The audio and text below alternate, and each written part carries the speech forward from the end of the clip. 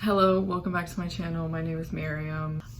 Been a little while since my last wrap up, and that's not great because I definitely did tell y'all that I was doing monthly wrap ups this year. I am totally unprepared to talk about all the books that I have read in the past couple of months, but I just felt like if I continued falling behind, I would just like never catch up. So let's do that. Let's catch up on all of my recent reads and letting y'all know what I think about them. So my last like real video about like a book that I was reading was my Chain of Iron reading vlog, and I'm not gonna lie to you, that reading experience has just like messed my reading up so bad. Something has just not been right in my spirit ever since I finished that book, and so I have like not really been reading a lot for at least the past like 2 or so months. I have read books, but I just don't feel like anything has created like a spark in me. Like I don't really feel too much for the books that I have read. I don't know, I'm just in a really weird relationship with reading right now, but I do have some books to catch up on with y'all that I have read since February, and so let's get into those books. I think the last book that I wrapped up on my channel was The Poppy War. After The Poppy War, I went straight into a Chain of Gold reread before Chain of Iron came out. I was in like the last couple hundred pages of Chain of Gold when I received the Chain of Iron arc, so I ended up reading those consecutively. Like I said, I have not been the same since because those two books, that series, I don't even know how to put it into words. First of all, Chain of Gold, obviously it was a 5 out of 5 stars upon my reread.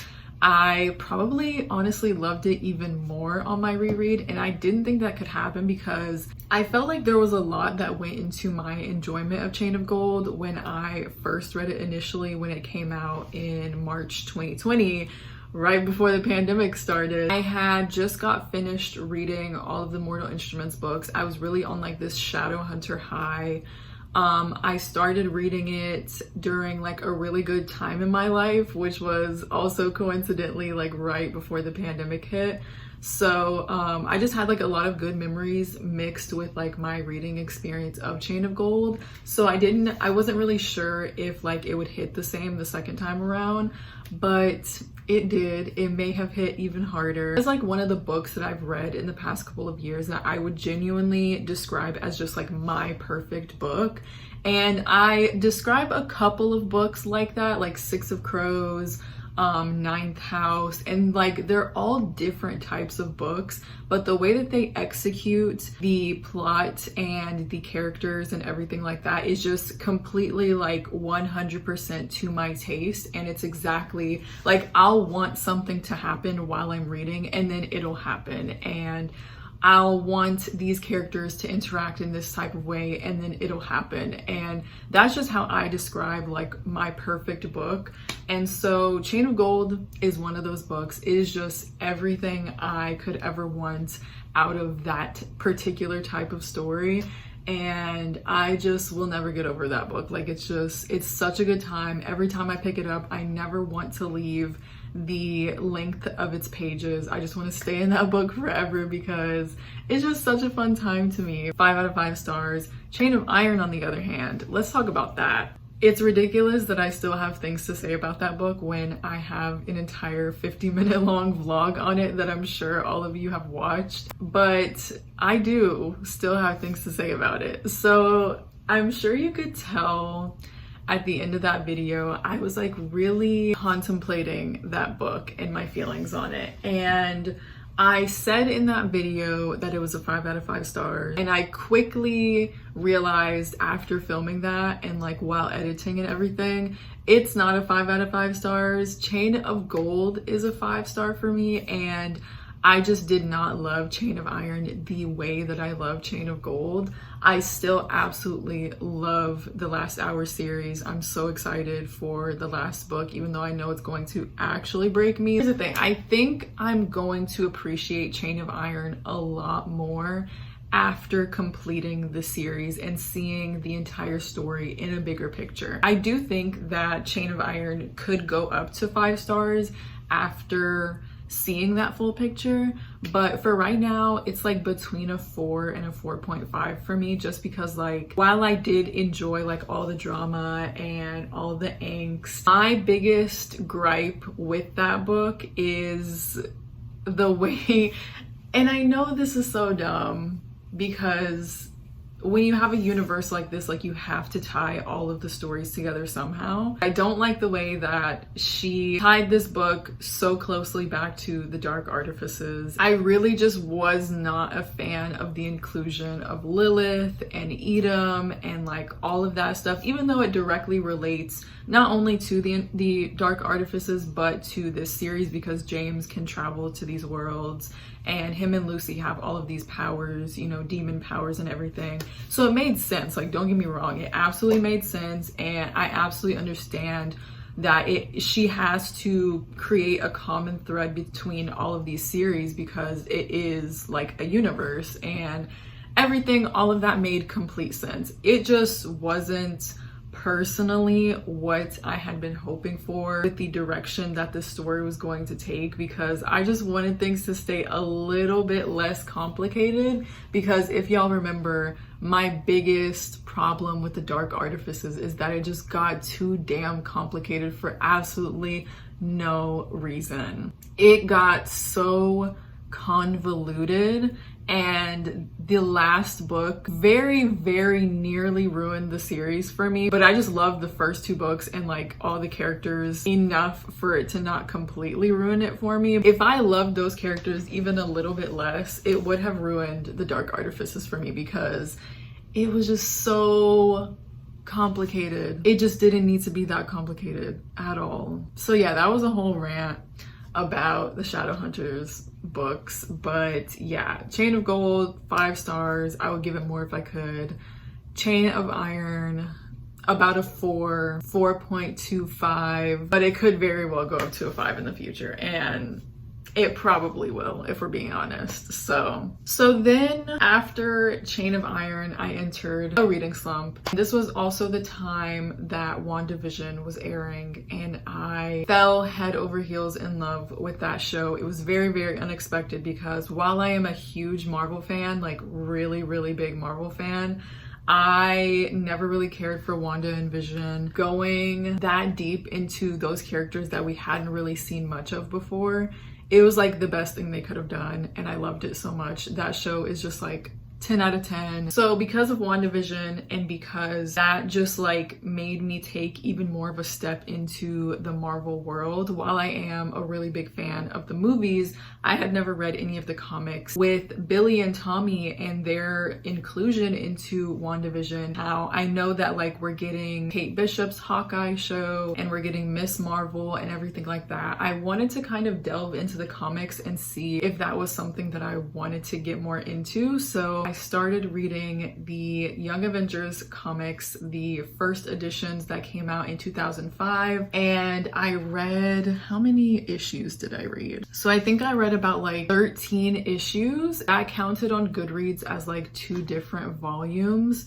so I counted those towards my reading goal, because like why not? And I really enjoyed these comics. It was a different medium for me because I never really read comics before, but I really enjoyed my time reading these, and it got me to a place where I am now like just that little bit more knowledgeable about what's going to happen in the future of the MCU.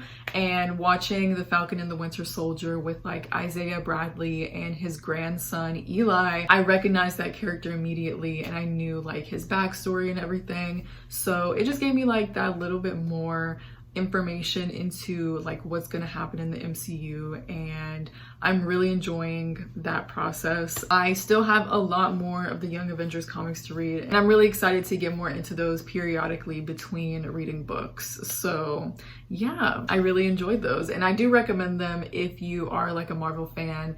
And if you don't really want to like get into the stuff that the MCU has already covered, because That's just like so many comics and it's so intimidating. I would really recommend the Young Avengers comics as like a starting point, because from there you just kind of jump in at like a new beginning of sorts, and it's a little bit more accessible than jumping into like Captain America or Iron Man or anything like that. So yeah. So then I read One Last Stop by Casey McQuiston. So I luckily was able to get the e-arc from NetGalley or Edelweiss, one of those. I think it was NetGalley. I got the e-arc for this and I was so excited because Red, White, and Royal Blue is like one of my favorite books of all time. I just love that book so much. It's just so fun. It just had a lot of things that spoke to me personally, and it just, you know, it's set in Texas. It has like a brown main character who's bisexual. The main character is also from Austin, and I was living in Austin at the time that I read that book, and it was just, everything was aligning.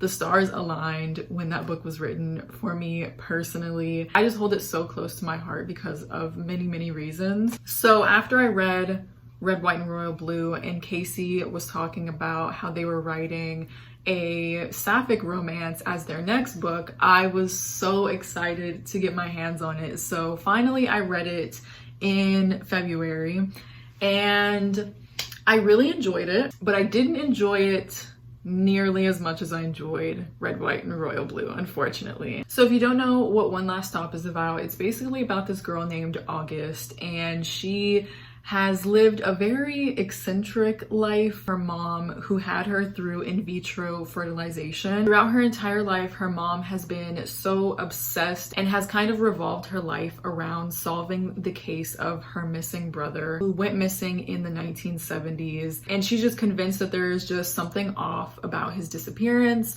So for the last like 40 years or so, she has been obsessed involving lawyers and law enforcement and everything like that. And so she raised August basically to be her partner in crime, and kind of raised her to manipulate people, manipulate situations, to kind of try to solve this case with her as if that was like her colleague or her co-worker instead of her daughter. August has been raised with like commitment issues. When she turns 18, she kind of starts hopping from city to city and attending universities and changing majors every time she gets to a new university, because she just doesn't really know what to do with her life. She doesn't really know what she's good at.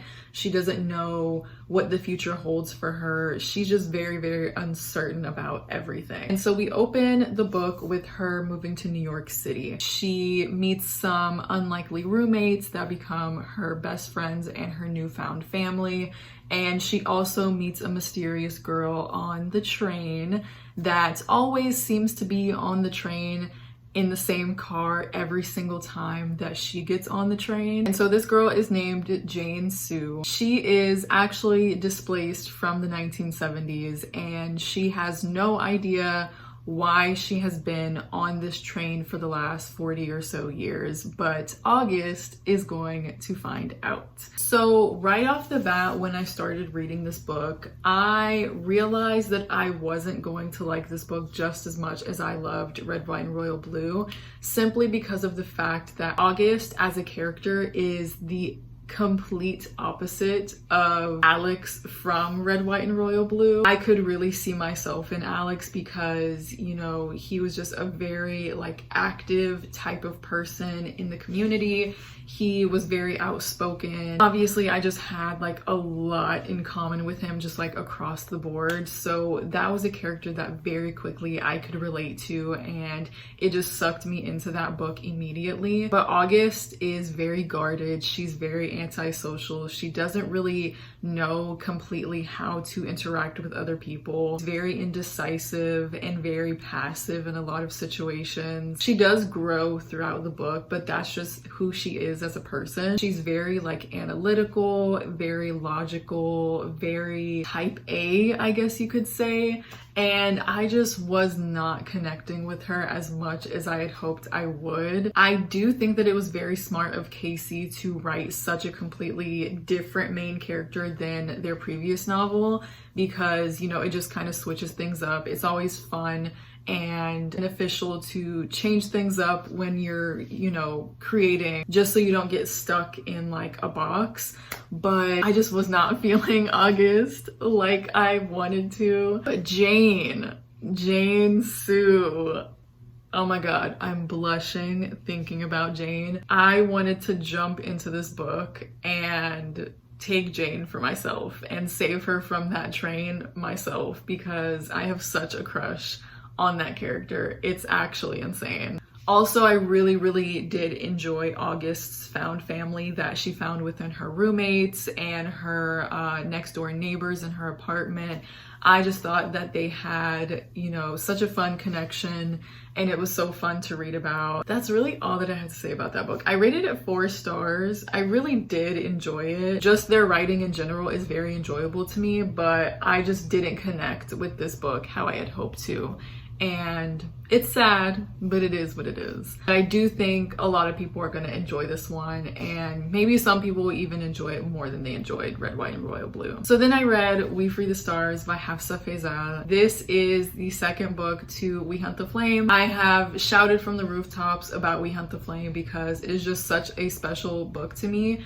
It was, you know, one of the first books that I ever truly saw myself in. It's an Arabian-inspired fantasy duology, and this second book was just absolutely amazing. I actually did a live show with Tahira from Sincerely Tahiri, and I will link that live show in the description. That was actually my first live show ever, and it was really fun. I think we had some really good discussion about the book, but I rated this 5 out of 5 stars. Like, it was just no contest. We Free the Stars brought this world to a whole different level. I feel like We Hunt the Flame kind of suffered a little bit from a very slow start, and from the fact that for the majority of the book, the characters are on a journey to a destination, and we meet a couple different characters along the way, but it's a very slow moving book. I know that a lot of people were kind of put off from it by that, but We Free the Stars is so fast paced and so much happens within those 600 pages. It is so well done, so well executed, so well written. We Hunt the Flame had some of the best writing I had ever read in my entire life, and it was a debut book, so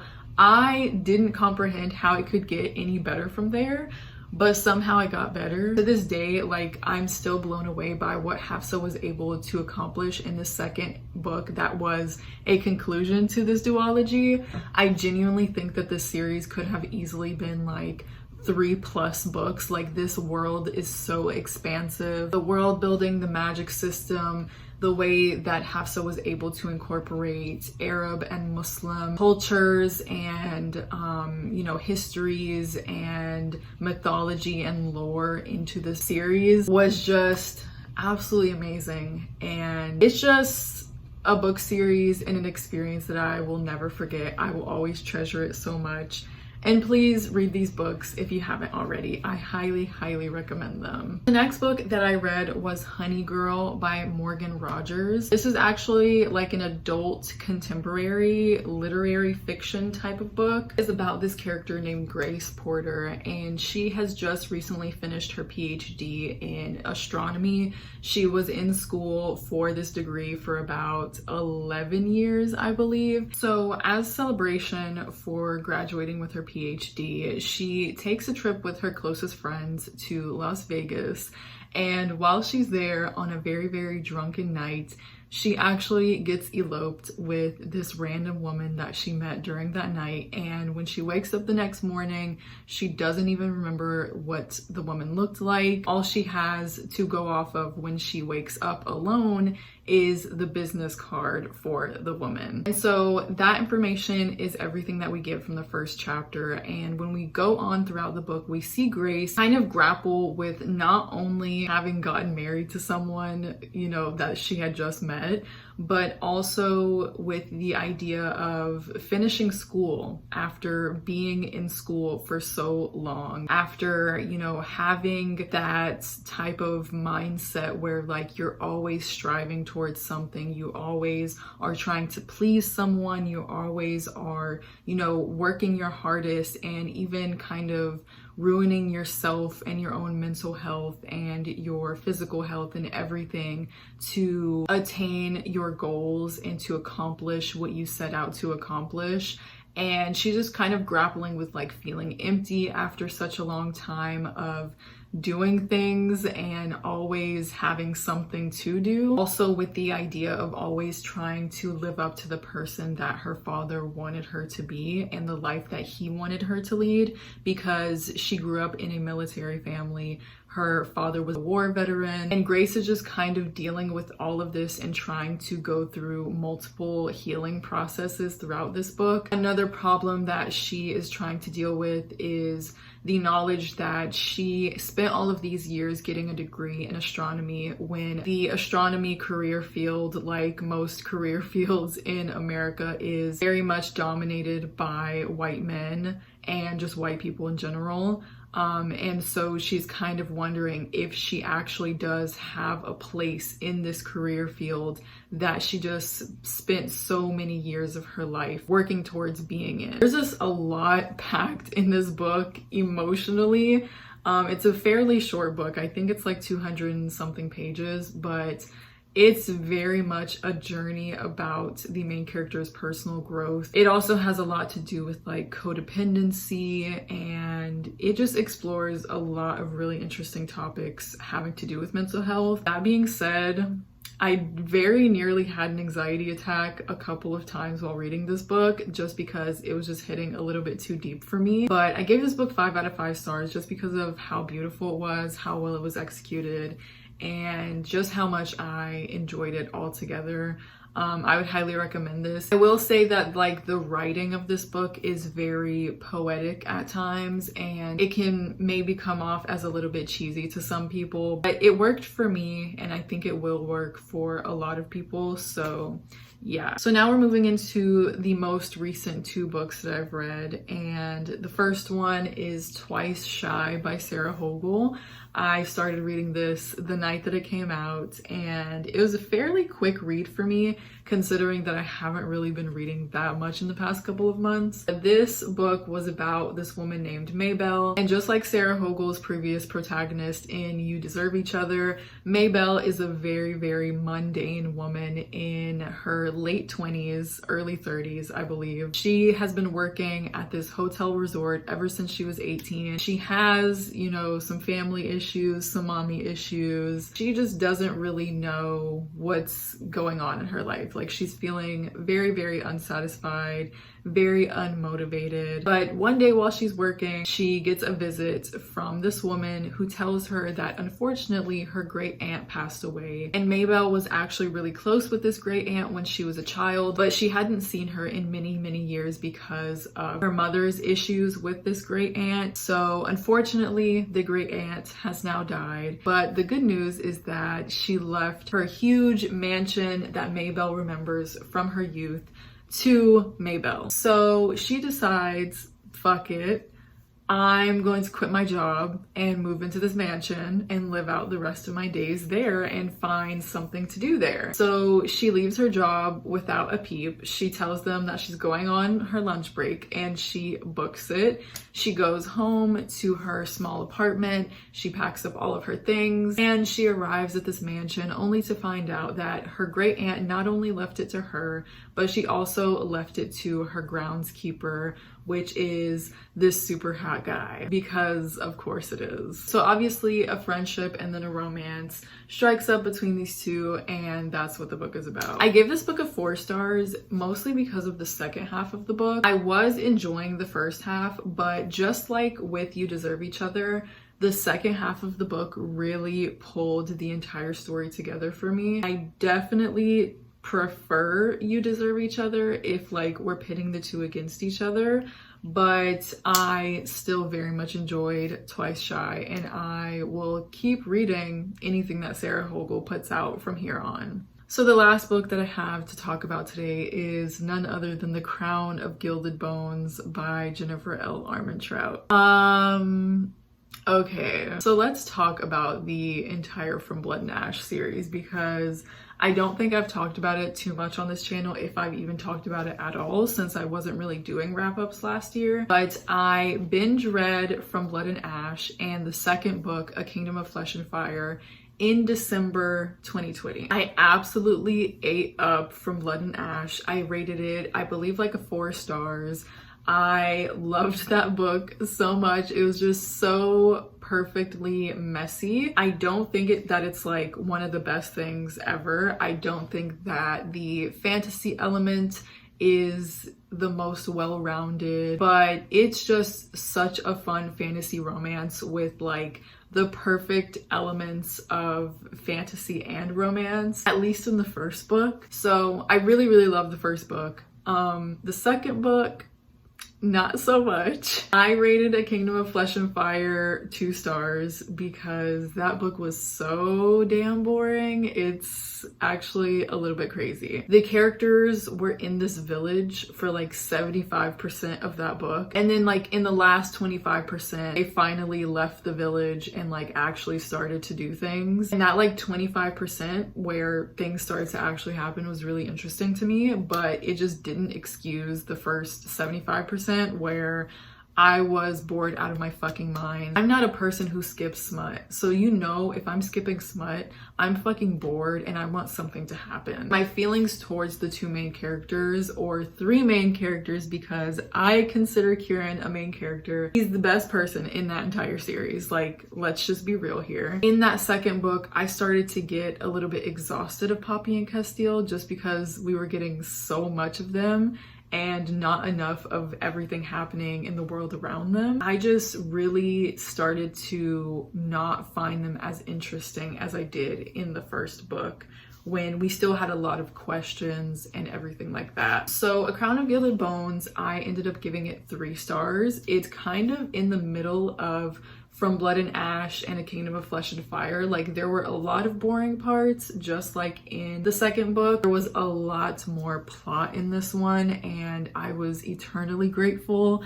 because it did bring back some of my interest for the series. But ultimately, I just don't know if I'm really going to continue this series because, like I mentioned, my favorite character is Kieran, who is basically a third wheel in every aspect of the phrase to Poppy and Castile. What I want out of that relationship is a polyamorous relationship. Like, I want all 3 of them to be together, and not only do I think that that's just not going to happen in the way that I want it to happen, but this series has a huge fan base, and a lot of them are really, really against polyamory, especially in the series. It just doesn't make sense to me because of the way the relationship and the dynamics between all 3 of them have been centered from like the very beginning of the series. It kind of came in more towards the end of From Blood and Ash, but it was literally a focal point for the majority of the second book, and it just came in even harder in this third book, in my opinion. And so people who are so against that relationship, or the idea of that relationship between the 3 of them, it just doesn't really compute to me because it's like literally a plot point at this point in the series. And Jennifer L. Armentrout is just kind of like stringing us along. By us, I mean people who want all 3 of them to be together. So I don't know yet if I'm going to continue the series because I think it's going to have like 6 books or something. I'm probably just going to end up like spoiling myself for future releases and then deciding if I actually want to read the books. But I'm 3 books in now, so like I probably will. I just love Kieran so much, and I just feel like he's not getting what he deserves. But anyways, that is my wrap up. And before I end the video, I think I owe at least 2 prompts from my TBR jar that I have been completely neglecting. I think the last thing that I pulled out of the TBR jar that I said I was gonna read was like The Great Gatsby. Yeah, that didn't happen, but I'm gonna try my absolute best to actually read the books that I pull out of this jar, because that's literally the whole point. So like, I need to do better. So I'm gonna pick 2 prompts out of here, and I need y'all to cyberbully me to read these books because I need to start sticking to my word. Like, I need to stop lying to y'all. Let's pick 2 prompts out of here to begin with and see what we get. Okay.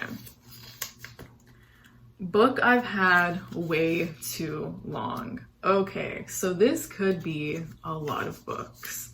Okay, so the book that I have picked for the prompt, book that I've had way too long, is The Wrath and the Dawn by Renee Ahdieh. I have had this book since I started my booktube channel in 2019, and I actually have a video idea. It's a reading vlog that I have been thinking about recently, and I'm probably going to do it within like the next 2 months or so. So I don't think I'll actually be reading this in May. We'll see. But I'm definitely going to be reading it for that reading vlog in the next 2-ish months. So yeah. So let's pick one more. Okay, let's see. Book that I've had way too long. Okay, so the universe really wants me to execute this reading vlog because that's basically the prompt of the reading vlog that I'm going to include The Wrath and the Dawn in. So let me go pick another book that's going to be in this reading vlog. So a lot of people are going to be excited to hear this, but my second pick is Strange the Dreamer by Laini Taylor.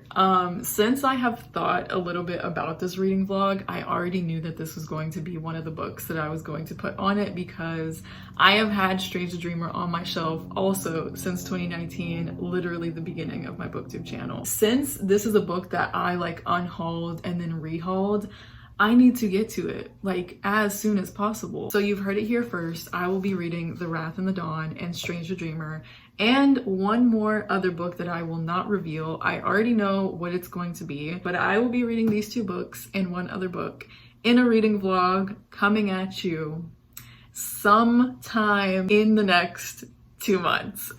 That concludes today's video. Hope you enjoyed. If you have read any of these books, please let me know. If you plan on reading them, let me know. Let me know some of the books that you have enjoyed in the past couple of months. Let me know what your favorite book has been in this entire year so far. And yes, that is all. Catch you in my next video. Bye.